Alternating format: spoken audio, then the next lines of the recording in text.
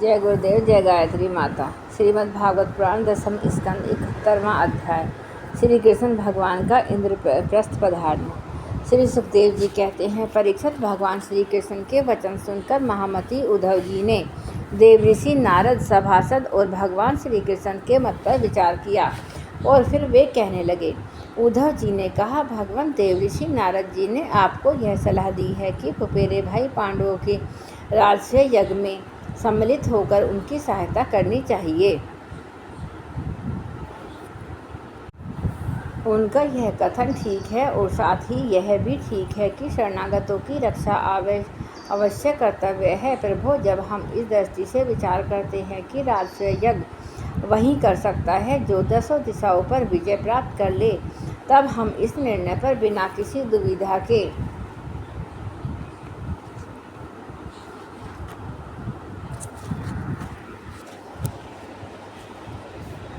पहुंच जाते हैं। पांडवों के यज्ञ और शरणागतों की रक्षा दोनों कामों के लिए जरासंध को जीतना आवश्यक है। प्रभु, केवल जरासंध को जीत लेने से ही हमारा महान उद्देश्य सफल हो जाएगा। साथ ही उससे बंदी राजाओं की मुक्ति और उसके कारण आपको सुयश की भी प्राप्ति हो जाएगी। राजा जरासंध बड़े बड़े लोगों के भी दांत खट्टे कर देता है, क्योंकि 10,000 हाथियों का बल उसे प्राप्त है। उसे यदि हरा सकते हैं तो केवल भीमसेन, क्योंकि वे भी वैसे ही बली हैं। उसे आमने सामने के युद्ध में एक वीर जीत ले, यही सबसे अच्छा है। सो अक्षौणी ही सेना लेकर जब वह युद्ध के लिए खड़ा होगा। जरासंध बहुत बड़ा ब्राह्मण भक्त है। यदि ब्राह्मण उससे किसी बात की याचना करते हैं तो वह कभी कोरा जवाब नहीं देता। इसलिए भीमसेन ब्राह्मण के वेश में जाए और उससे युद्ध की भिक्षा मांगे। भगवान, इसमें संदेह नहीं है कि यदि आपकी उपस्थिति में भीमसेन और जरासंध का द्वंद्व युद्ध हो तो भीमसेन उसे मार डालेंगे। प्रभु, आप सर्वशक्तिमान रूप रहित काल स्वरूप हैं। विश्व की सृष्टि और प्रलय आपकी ही शक्ति से होता है। ब्रह्मा और शंकर तो उसमें निमित्त मात्र हैं। इस प्रकार जरासंध का वध तो होगा, आपकी शक्ति से भीमसेन केवल उसमें निमित्त मात्र बनेंगे। जब इस प्रकार आप जरासंध का वध कर डालेंगे, तब कैद में पड़े हुए राजाओं की रानियां अपने महलों में आपकी इस विशुद्ध लीला का गान करेंगी और आपने उनके शत्रु का नाश कर दिया और उनके प्राण पतियों को छुड़ा दिया। ठीक वैसे ही जैसे गोपियों का संचूर्ण से छुड़ाने की लीला का आपके शरणागत मुनिगण राजेंद्र और जानकी जी के उद्धार की लीला का हम लोग उसके माता पिता को कंस के कारागार से छुड़ाने की लीला का गान करते हैं। इसलिए प्रभु, जरासंध का वध स्वयं ही बहुत से प्रयोजन सिद्ध कर देगा। बंदी नरपतियों के पुण्य परिणाम से अथवा जरासंध के पाप परिणाम से सच्चिदानंद स्वरूप श्री कृष्ण आप भी तो इस समय राजस्व यज्ञ का होना ही पसंद करते हैं। इसलिए पहले आप वहाँ पधारिए। परीक्षित, उद्धव जी की यह सलाह इस प्रकार से हितकर और निर्दोष थी। देवऋषि नारद, यदुवंश के बड़े बूढ़े, स्वयं भगवान श्री कृष्ण ने उनकी बात का समर्थन किया। अब अंतर्यामी भगवान श्री कृष्ण ने वसुदेव तथा गुरुजनों से अनुमति लेकर दारुक मंत्र, जैत्र आदि सेवकों को इंद्रप्रस्थ जाने की तैयारी करने के लिए आज्ञा दी। इस प्रकार भगवान श्री कृष्ण ने यदुराज, उग्रसेन और बलराम जी से आज्ञा लेकर बाल बच्चों के साथ रानियों और उनके सब सामानों को आगे चला दिया और दारुक के लाए हुए गरुड़ ध्वज रथ पर स्वयं सवार हुए। उसके बाद रथों, हाथियों, घुड़सवारों और पैदलों की बड़ी भारी सेना के साथ उन्होंने प्रस्थान किया। इस समय मृदंग, नगाड़े, ढोल, शंख और नरसिंहों की ऊंची ध्वनि से 10 दिशाएं गूंज उठी। सती शिरोमणि रुक्मणी जी आदि सहस्रों श्री कृष्ण पत्नियां अपने संतानों के साथ सुंदर सुंदर वस्त्र, आभूषण, चंदन, अंगराज और पुष्पों के हार आदि से सज धज कर डोलियां, रथों और सोने की बनी हुई पालकियों में चढ़कर अपने पति देव भगवान श्री कृष्ण के पीछे चली। पैदल सिपाही हाथों में ढाल तलवार लेकर उनकी रक्षा करते हुए चल रहे थे। इसी प्रकार अनुचरों की स्त्रियां वारांगनाएं भली भांति श्रृंगार करके खस आदि की झोंपड़ियां, भांति भांति के तंबू, कनातों, कंबलों और ओढ़ने बिछाने आदि की सामग्रियों को बैलों, भैंसों और गधों और खच्चरों पर लाद कर तथा स्वयं पालकी, ऊंट, छकड़ों और हथनियों पर सवार होकर चली।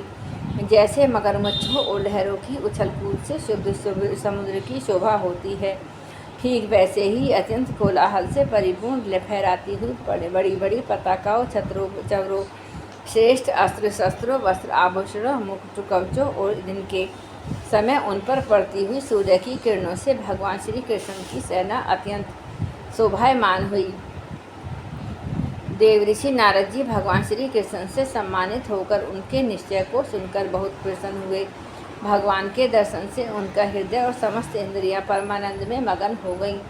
विदा होने के समय भगवान श्री कृष्ण ने उनका नाना प्रकार की सामग्रियों से पूजन किया।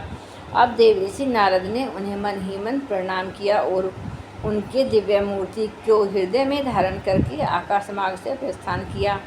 इसके बाद भगवान श्री कृष्ण ने जरासंध के बंदी नरपतियों के दूत को अपनी मधुर वाणी से आश्वासन देते हुए कहा, दूत, तुम अपने राजाओं से जाकर कहना, डरो मत, तुम लोगों का कल्याण हो, मैं जरासंध को मरवा डालूंगा।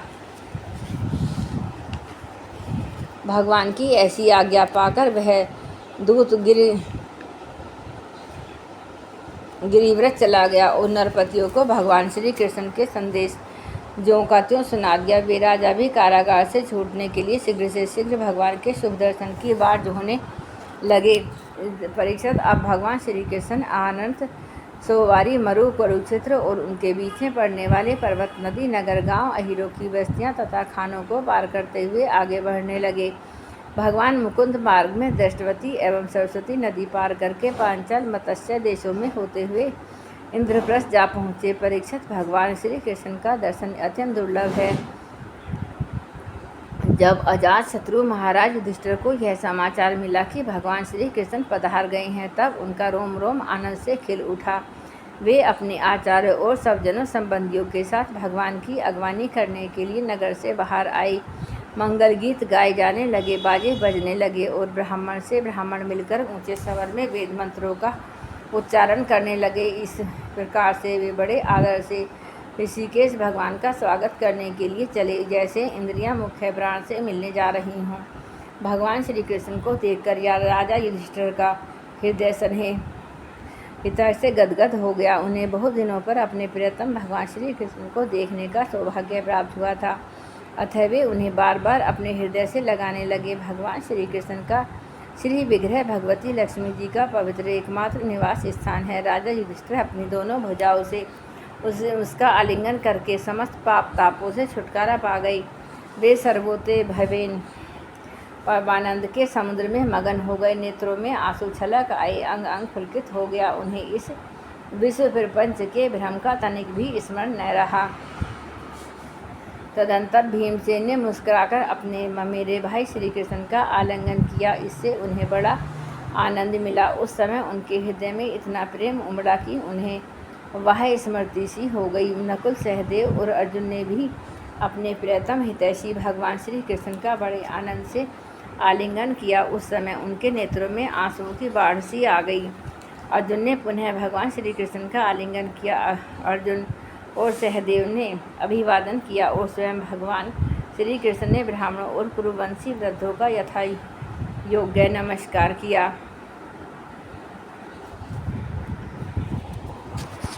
कुरु, संचय और केकय देश के नरपतियों ने भगवान श्री कृष्ण का सम्मान किया और भगवान कृष्ण ने भी उनका यथोचित सत्कार किया। सूत, मगध, बंदीजन और ब्राह्मण भगवान की स्तुति करने लगे और गंधर्व, नर्त, विदूषक आदि मृदंग, शंख, नगारे, वीणा, ढोल और नरसिंगे बजा बजाकर कमल नयन भगवान श्री कृष्ण को प्रसन्न करने के लिए नाचने गाने लगे।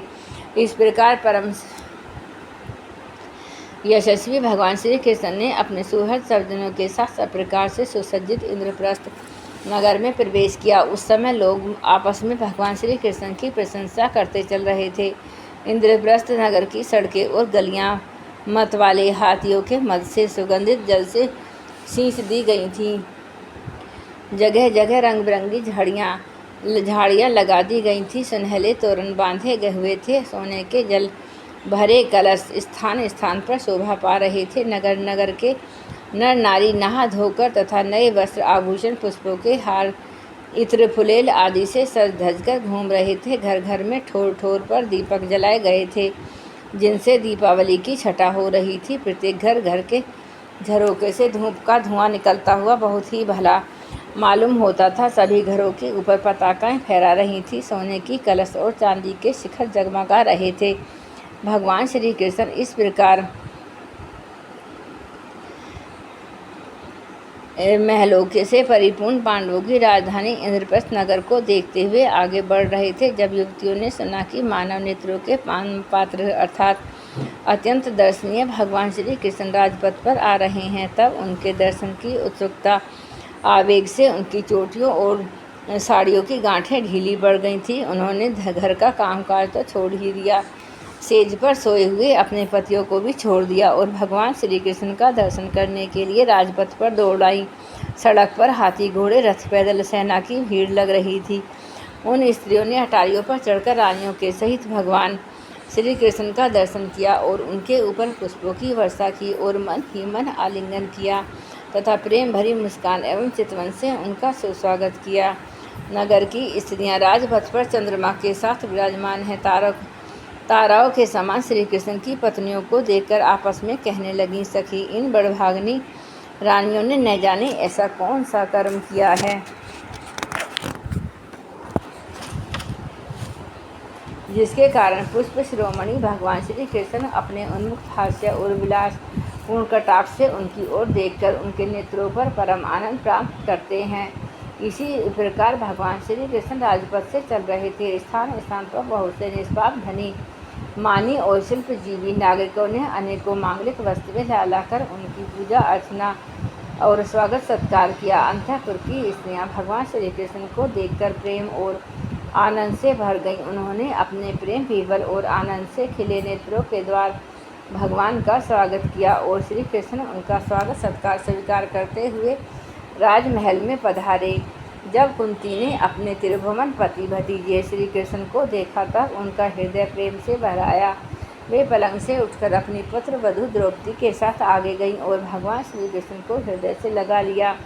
देवेश्वर भगवान श्री कृष्ण को राजमहल के अंदर लाकर राजा युधिष्ठिर आदर भाव और अविस्मृत हो गए।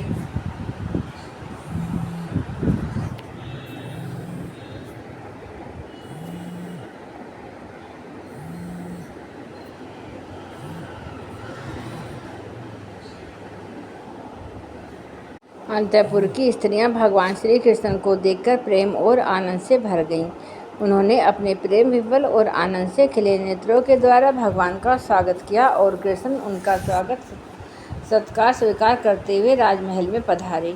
जब कुंती ने अपने त्रिभुवन पति भतीजे कृष्ण को देखा तब उनका हृदय प्रेम से भर आया। वे पलंग से उठकर अपने पुत्र वधू द्रौपदी के साथ आगे गईं और भगवान श्री कृष्ण को हृदय से लगा लिया। देवेश्वर भगवान श्री कृष्ण को राजमहल के अंदर लाकर राजा युधिष्ठिर आदर भाव और आनंद के उद्रेक से आत्मविस्मृत हो गए। उन्हें इस बात की भी सुधि न रही कि किस क्रम से भगवान की पूजा करनी चाहिए। भगवान श्री कृष्ण ने अपनी बुआ कुंती और गुरुजनों की पत्नियों का अभिवादन किया। उनकी बहन सुभद्रा और द्रौपदी भगवान को नमस्कार किया। अपनी सास कुंती की प्रेरणा से द्रौपदी ने वस्त्र आभूषण माला आदि के द्वारा रुक्मणी, सत्यभामा, भद्रा, जामवती, कालिंदी, मित्रविंदा, लक्ष्मणा और परम साध्वी सत्या भगवान श्री कृष्ण की इन पटरानियों का तथा वहां आई हुई कृष्ण की अन्यान्य रानियों का भी यथायोग्य सत्कार किया। धर्मराज युधिष्ठिर ने भगवान श्री कृष्ण को उनकी सेना और सेवक मंत्री पत्नियों के साथ ऐसे स्थान में ठहराया जहां उन्हें नित्य नई नई सुख की सामग्रियां प्राप्त हों। अर्जुन के साथ रहकर भगवान श्री कृष्ण ने खांडव वन का दाह करवाकर अग्नि को तृप्त किया था और मयासुर को उससे बचाया था। परीक्षित उस मयासुर ने ही धर्मराज युधिष्ठिर के लिए भगवान की आज्ञा से एक दिव्य सभा तैयार कर दी। भगवान श्री कृष्ण राजा युधिष्ठिर को आनंदित करने के लिए कई महीनों तक इंद्रप्रस्थ में ही रहे। वे समय समय पर अर्जुन के साथ रथ पर सवार होकर विहार करने के लिए इधर उधर चले जाया करते थे। उस समय बड़े बड़े वीर सैनिक भी उनकी सेवा के लिए साथ साथ जाते थे। जय गुरुदेव, जय गायत्री माता।